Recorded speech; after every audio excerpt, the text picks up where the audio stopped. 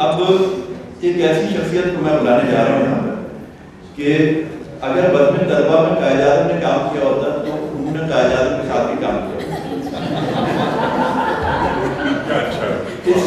इस शहर के सबसे कम उम्र बुजुर्ग हैं, बहुत शानदार मुक़र्रिर हैं और आला तरीन सरकारी उम्र का फायदे हैं। कोई सूबाई वज़ीर ऐसा नहीं है कि जिसकी पब्लिक लिस्टिंग इन्होंने ना की। मैं सिर्फ उनका नाम लूँगा ताकि आप लोग खुद बताएंगे। जनाब इदरीस गाज़ी।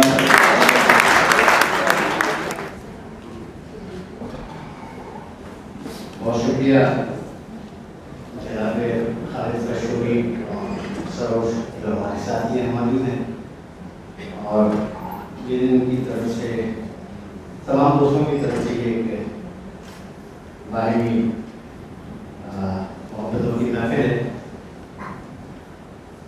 अनीर अहमद के बारे में बहुत सारे लोगों ने बहुत सारी बातें कही, तो हमारा वापसी हमारा रिश्ता दोस्त मुलाकात भाईबंदी ये 40 साल से ज़्यादा तो हो गई है। 1982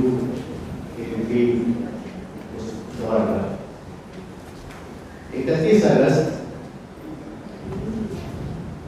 सन 2023 जंग में एक बहुत बड़ी खबर छपी, अनीर अहमद का इंटरव्यू मुलाकात उसके हवाले से। उसमें अनीर ने जुमला कहा कि मैं पीर मुर्शिद की दुआओं से वफा की वज़ीर बना हूँ।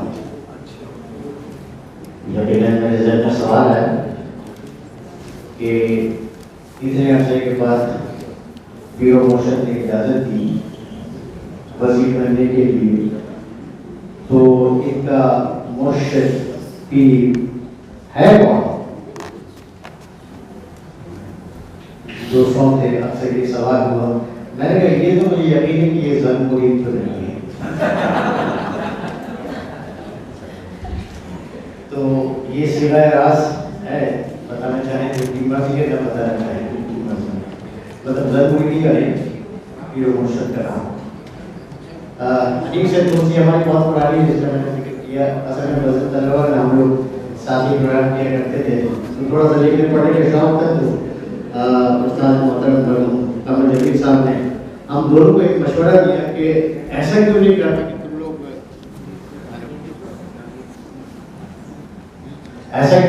तुम लोग CSS की तैयारी करो। मैंने कहा आइडिया अच्छा है, तो हमने कहा भाई हमने कुछ किताबें सजेस्ट कर दी थी, उन्होंने किताबों की फहरिस्त बना दी।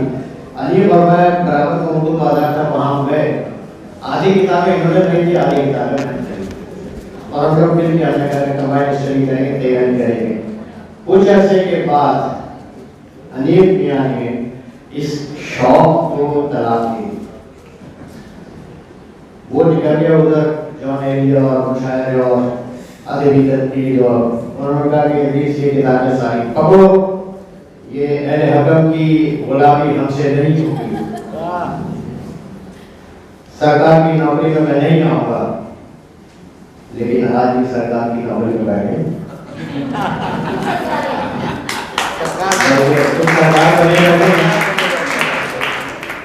जियो में अलिफ प्रोग्राम से इन्होंने बहुत मशहूर प्रोग्राम था इनका, उससे इन्होंने इब्तिदा की ताकि वज़ीर की रेत तक तो पहुँच गए।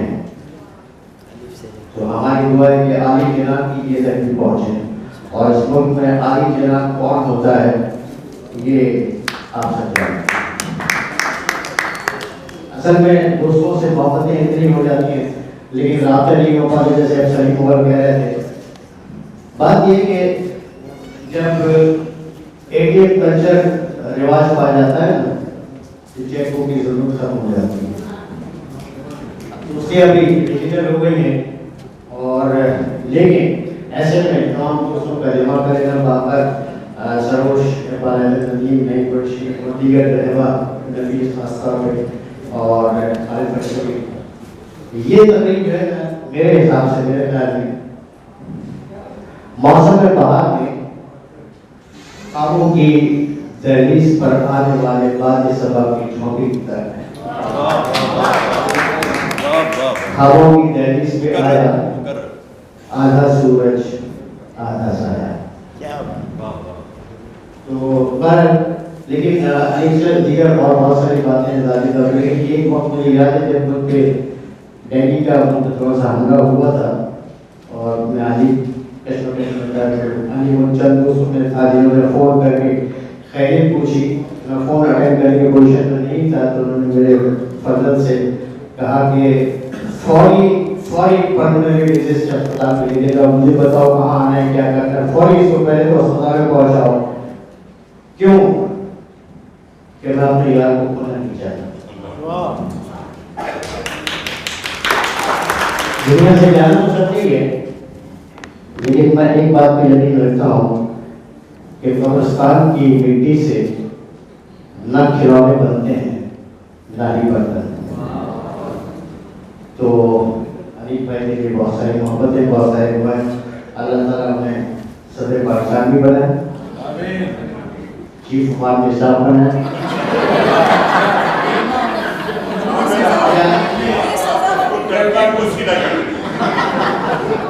आखिरी बड़ा नाम आखिरी में आता है, बड़ा शायर आता है। आपसे ज़्यादा बेहतर बहुत जानते हैं, शायरों में भी बड़ा शायर आखिर में होता है। लेकिन चलिए इस दुआ को तकदीर में अल्लाह ताला हमारे अली भाई को अवाम को कहता है जनरल सेक्रेटरी बनाए। इस दुआ के साथ बहुत सारी मोहब्बतों में जिन लोगों ने एहतमाम किया, जिन लोगों ने कबूल किया, और अभी तो 8 फरवरी में वक्त है, मुमकिन है कि 8 फरवरी मज़ीद आगे भी चला जाए शायद, तो ऐसी तकारीब और भी होनी चाहिए। बहुत शुक्रिया मदद करने वालों।